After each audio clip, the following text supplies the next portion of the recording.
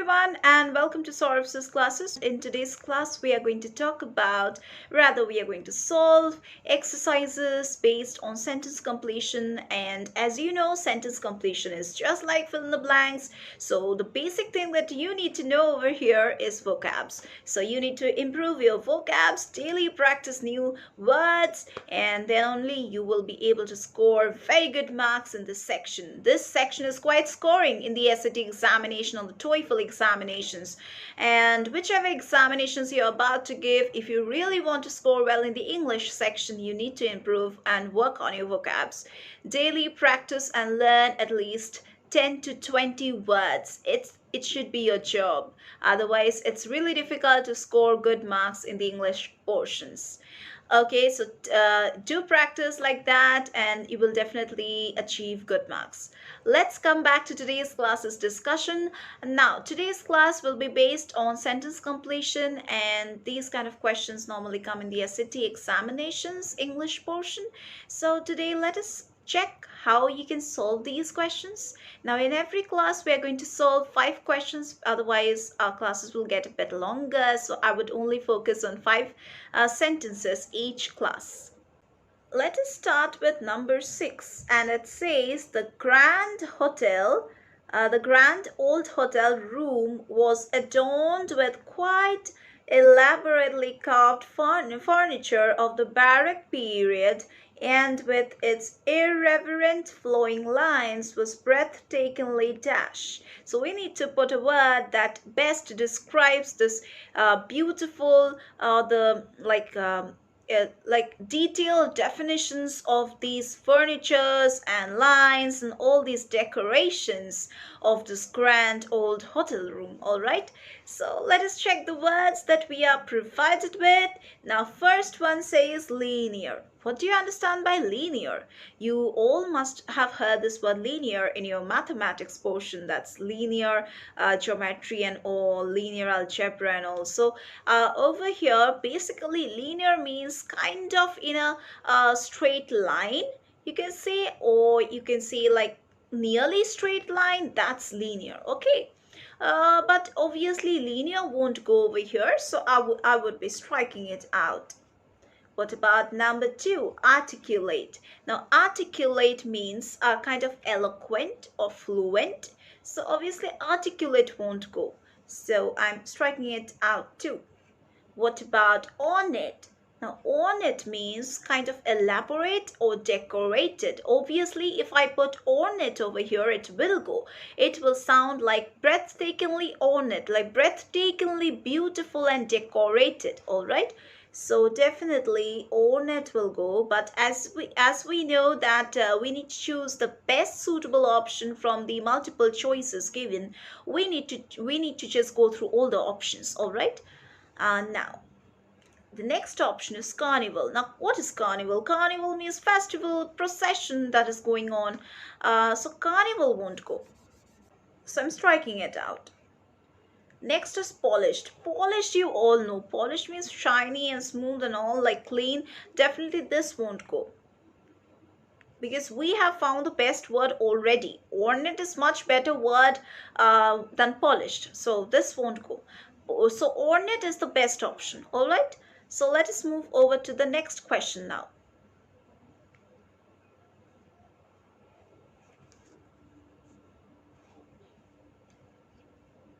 The next question says, although he had a dash as to which movie he wanted to attend, he showed great dash to her by courteously suggesting they view the selection she preferred. So they are talking about a movie which he wanted to attend. So in this blank, they are trying to say that that is the person that is being talked about, actually had a preference for a separate movie. But we are talking about her also, that is a lady also, and this man is basically trying to tell the lady that her preference or her choice is much better. So this person, instead of talking about his preference, he is actually going with her preference. That is what the sentence is trying to say. So let us check which option will suit the best over here. Now the first one is notion and adornment. Now a notion means some objective, like any kind of preference, that is notion. All right. And adornment. Now what is adornment? Adornment means kind of embellishment or kind of decoration. All right. But obviously this won't go. If just put it and check, it's not going, you see. So I'm striking it out. Number B. Number B is guess and love. No, this will also not go. Guess and love you all know, but if we put it over here, it isn't going. Number C is preference and deference. Now, deference means respect and preference means like the choice, your choice. Okay, this will go because I already told you about preference. Like that person was actually having separate like preference, but he was going on with her preference by respecting her, by courteously respecting her. All right, so definitely number C is a very good option. But let us check the other options also. It's clue and disrespect. So clue you all know, it's evidence and all. Disrespect also you know, like not providing any kind of respect. This won't go. Number E, choice and insolence. Now, insolence, what do you understand by insolence? Insolence means kind of rude or disrespectful behavior, all right? So, insolence won't go because they are talking about courteously going with her choices. So, definitely number C is a good one. Yes, next moving over to the next question, that is number 8. You can be fairly sure that disaster is dash when the engine on your single engine plane catches on fire. So they are talking about a disaster that might happen because you see there is a single engine, and if it catches fire, definitely the disaster has to happen. So so let us check the options provided. Now the first option is prominent. Prominent means like absolutely it will happen. Um, yeah, but you see there are other better words as far as I can see. I won't go with prominent. Let us move on to unlikely. Now unlikely isn't going here, so I would strike out this also. Averted. Now averted means to turn away, all right, but here disaster is turn away or disaster is averted. It's not going. Imminent. Now imminent means something which is about to happen or impending.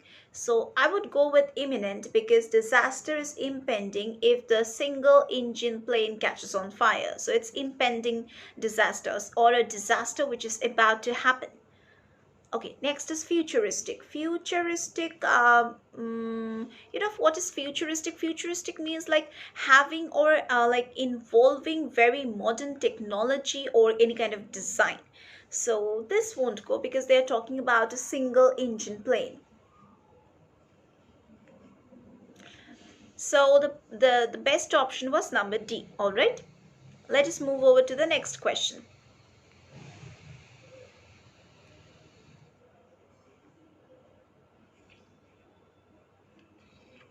The next question says, accolades given for his first novel for its dash and freshness were not forthcoming for his second work, widely criticized for its predictability and unimaginativeness, even stagnancy. So they are talking about accolades given for the first novel to a person, and on the second hand, his second novel or second work is not that worthy because it is first of all getting criticized for its predictability and its unimaginativeness, and also about its stagnancy. Now stagnancy means old and outdated concept. All right, so what word would suit the best over here? Let us check the word list.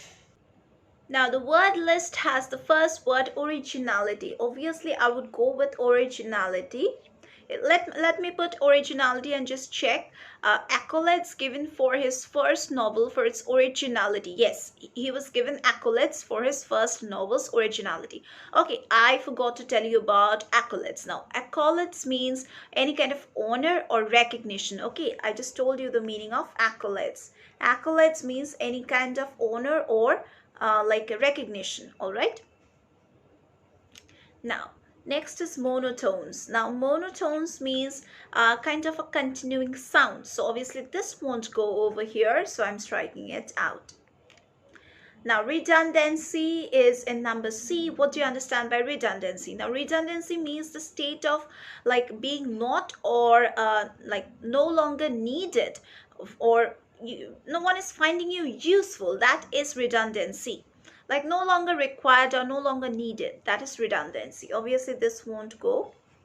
Let us check number D. Repetition. Repetition means repetitive. This will also not go. Last option is acridness. Now, acridness means any kind of sharp or harsh or unpleasantly or pungent in taste or odor. All right, something, anything that is like a sharp or harsh or unpleasant in having pungent taste or pungent odor. All right, so obviously this won't go. So we have chosen our correct answer, that is number A. Let us move over to the last question for today's class, that is number 10. Now, this says that his writing lacked spontaneity in it as it was too structured, restricted by archaic convention, and generally was described by critics as too dash. Okay, so they are talking about someone's writing that lacked spontaneity. Spontaneity means immediate or immediate way of writing or speed. There was not so much of speed or so much of punctuality or any kind of like excitement or energy in writing. There's so much of clumsiness and so much of laziness in writing. So I'm just telling the opposite of spontaneity. Spontaneity means sudden, like fast, energetic, but it's not going. So someone's writing is being described which lacked spontaneity, and because it was too much structured, like it was in a proper way, obviously in a proper way, always followed that kind of way, and it was restricted by archaic convention. Archaic means obsolete, like olden days outdated convention it used to follow. Convention means rule it used to follow. Olden day rule is the writing used to follow, and it was generally described by critics as too dash. Okay, we need to find out the best suitable word for this. Now, the first word is lurid. Now, lurid means bright. Bright won't go, so I'm striking it out. Next is harmonious. Now, harmonious means tuneful or melodious. Now, how can handwriting be melodious? Obviously, this won't go. Harmonious is wrong. Next is parsimonious. Now, parsimonious means miserly or close-fisted. All right, like someone who is like very miser in giving out anything or spending anything. So this will also not go. Let us move over to number D, that is formulaic. Formulaic means something which obviously like follows a particular way or set of rules. It always follows that kind of set of rules. So formulaic, you can see, is something which contains a set or form of words or any kind of rules.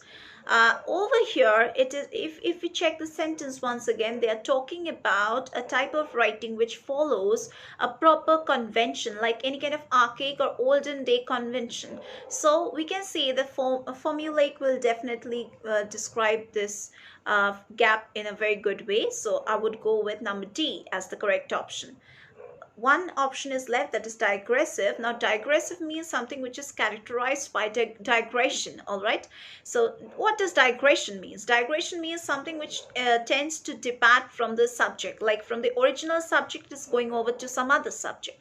So digressive won't go, no. So the correct option was formulaic. All right, so that was it for today's class.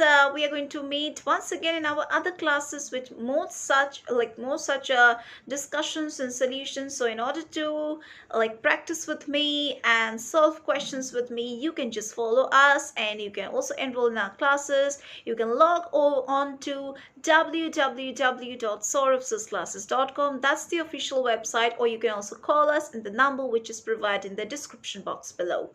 You can also check the beginning of the video. You will get the contact details, and you will also get the website link.